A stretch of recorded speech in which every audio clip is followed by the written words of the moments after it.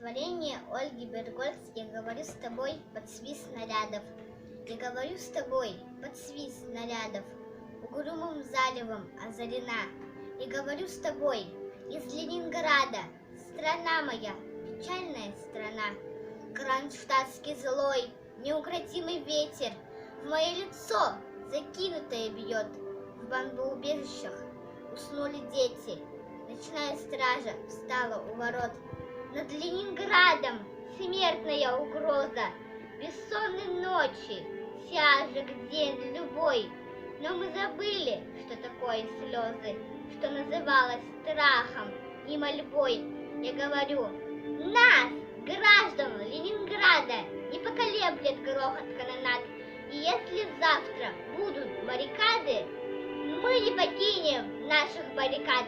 И женщины с бойцами станут рядом, и дети нам патроны поднесут, и над всеми нами зацветут старинные знамена Петрограда.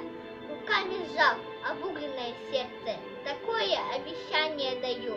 Я, горожанка, мать красноармейца, погибшего пострельную в бою.